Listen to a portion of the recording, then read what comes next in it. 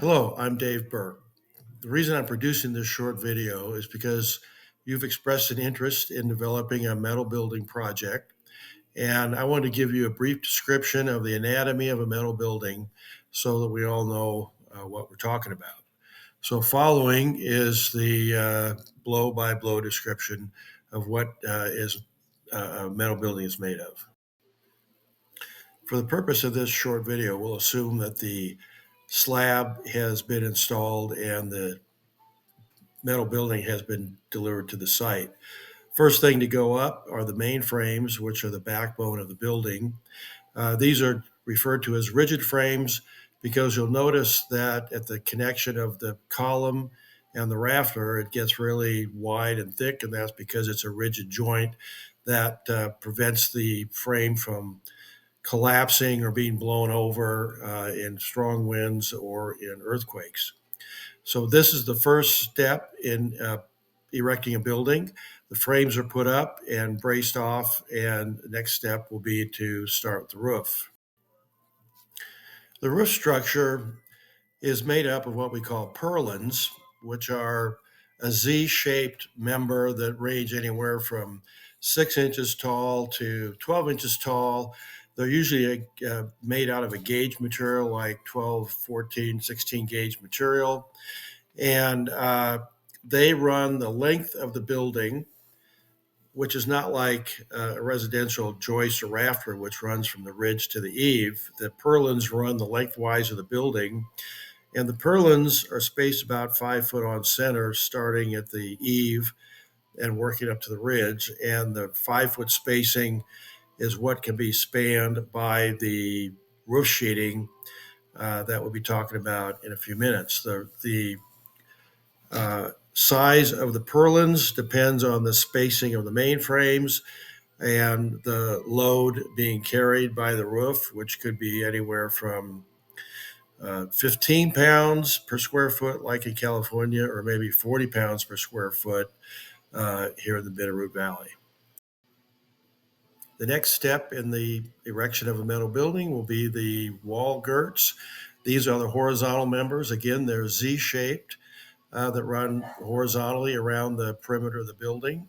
They are usually about 8 inches thick. The first one's about 7'6" above the floor, and then they are spaced 5 foot on center above that. And that is because the wall sheeting, same as the roof sheeting, will span about 5 foot on center.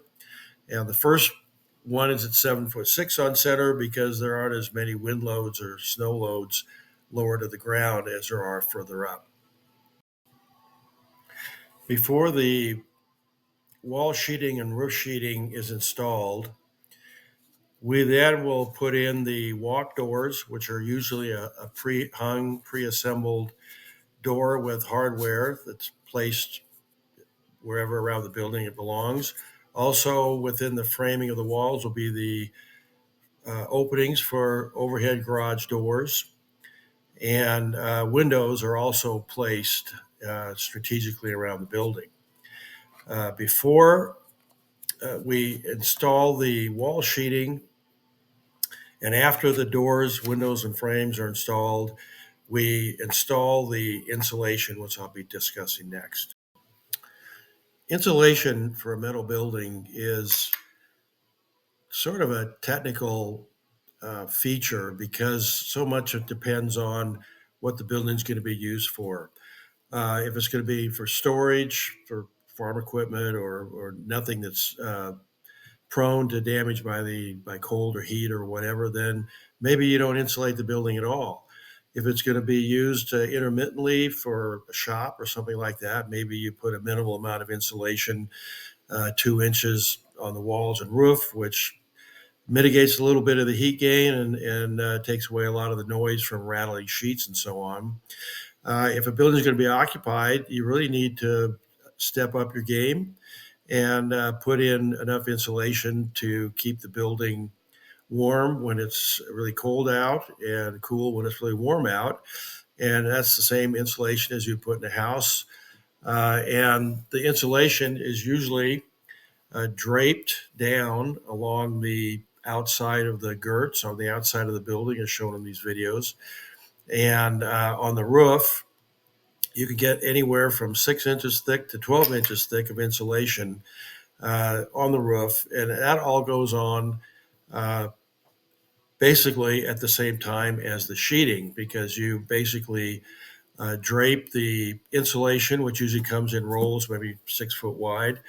You drape it down facing with the vapor barrier facing in, and then you attach the sheets, the roof sheets, and the wall sheets on the outside, and screw them in to the girts and the purlins, and then that gives you your insulated shell building. Finally, we want to talk about the accessories that are always a part of a metal building. Most important is the ridge venting. You got to make sure that you can vent the moisture and hot air out of the building. And ridge vents can be the single birdcage rotary type vents. They can be a linear ridge vent, or they could be a continuous type ridge vent, as shown in these examples on these sketches here. Another accessory is gutters and downspouts. They can be put right on the building without any eaves, but also you can get extended eaves and roof extensions with soffits so that the water will drip away from the base of the building. And depending on the orientation of the building, you can always put up solar panels. There's all sorts of clips that are available for attaching solar panels to the metal roof. And then also there's skylights. You can put in the what do we call sort of the plastic skylights, which fit in with the corrugation of the roof or the wall, that are obscure, that will let a lot of light in, or you can actually put in regular clear skylights as needed. So there are many types of configurations of metal buildings, of course. There's all sorts of roof slopes, and colors can be colors of the rainbow. I mean, there's any color you could possibly want for metal buildings. So there you have the anatomy of a metal building. I hope it was interesting and will help you understand the type of building that we're going to be providing for you. So thanks for listening.